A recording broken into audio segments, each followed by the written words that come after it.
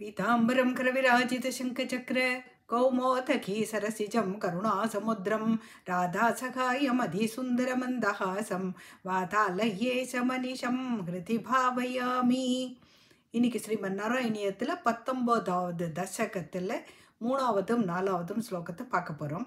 முதல் 2 ஸ்லோகத்தில் பிருத்து சக்கரவர்த்தி அவருடைய கொள்ளு பேரனான்னு பிராச்சீன பர்ஹிஸ் அப்படிங்கிறவன் சதத்ருதிங்கிறவளை கல்யாணம் பண்ணிட்டு அவன் மூலமாக பிரச்சேதசுகள் அப்படிங்கிற 10 குழந்தைகளை பெற்றெடுக்கிறார்.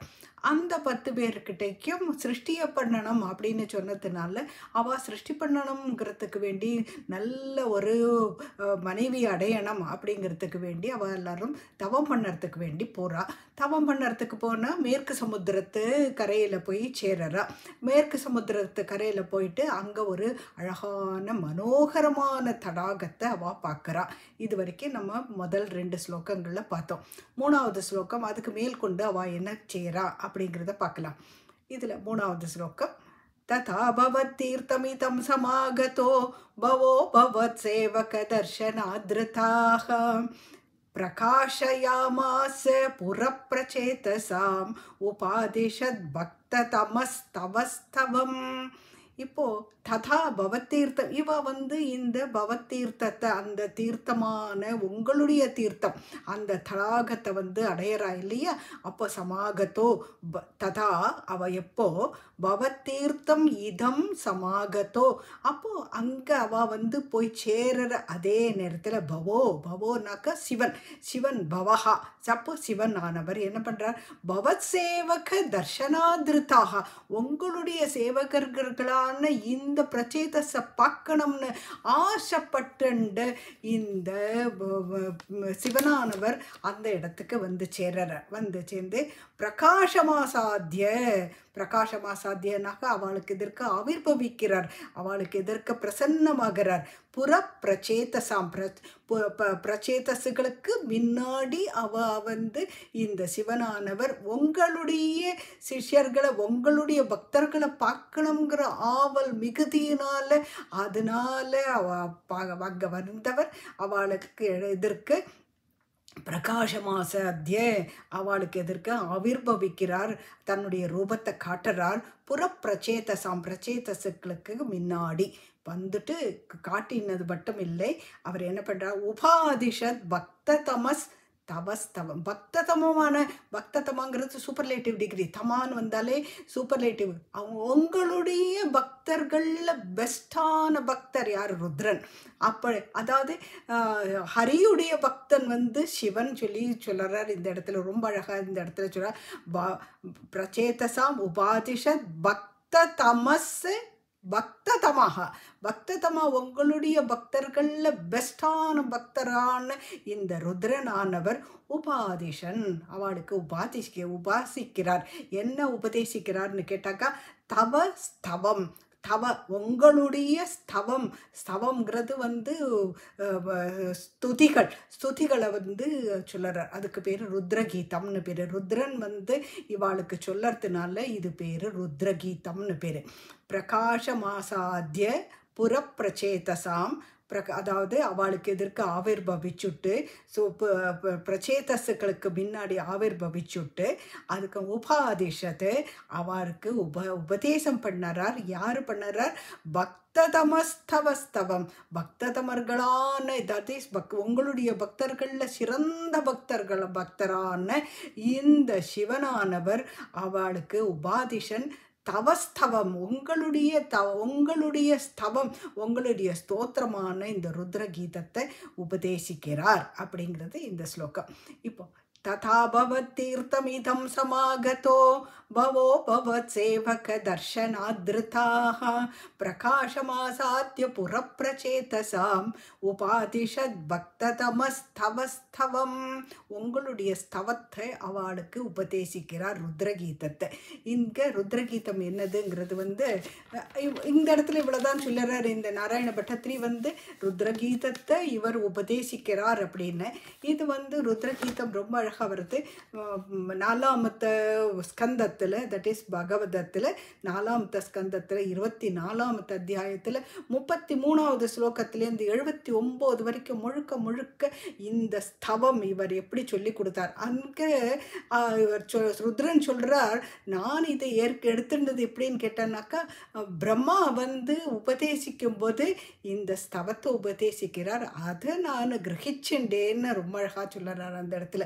இதில் ஆரம்பிக்கிறது வந்து चितं तगात्मविद्धुर्ये स्वस्तये स्वस्तिरस्तु मे भवताराधसाराधं सर्वात्मा आत्मने नमः नमः पंकजनाभाय भूतसूक्ष्मेन्द्रिय आत्मने वासुदेवाय शान्ताय கூடஸ்தாய ஸ்வரோச்சிஷே அப்படின்னு நிறைய போடுறது இந்த ஸ்லோகமானது, இந்த ருத்ரகீதம். அதுக்கு அடுத்தது இவர் ருத்ரகீதத்தை இவர் சொல்லி முடிச்சுட்டாரா, சொல்லி கொடுத்த உடனே அதை இவா எல்லாரும் பிடிச்சிண்டா. அதுக்கு அடுத்தது என்ன பண்ணறான்னு பார்க்கலாம். இந்த பிரச்சேதசுகள் அது 4ஆமத்த ஸ்லோகத்தில் சொல்லுறது. ஸ்தபம் ஜபன் सपं जपन्तस्तममी जलान्तरे भवन्तमासे विशतायुतं समाः भवत्सुखास्वाधरसात् अमीश्वियान् बभूव कालो ध्रुववन्न शीघ्रताः. இப்போது ஸ்தபம், இந்த ஸ்தவத்தை கேட்டுண்ட பின்ன ஸ்தபம் ஜபந்தஸ்தமமீ ஜலாந்தரே, இந்த ருத்ரனானவர் ருத்ரகீதையை சொல்லி கொடுத்த உடனே இவா எல்லாரும் ஜலத்துக்குள்ள ஜலா அந்தரே ஜலத்துக்குள்ளே போயிட்டு அவள் அப்படியே பவந்தம் ஆசே விஷதா அயுதம் சமா.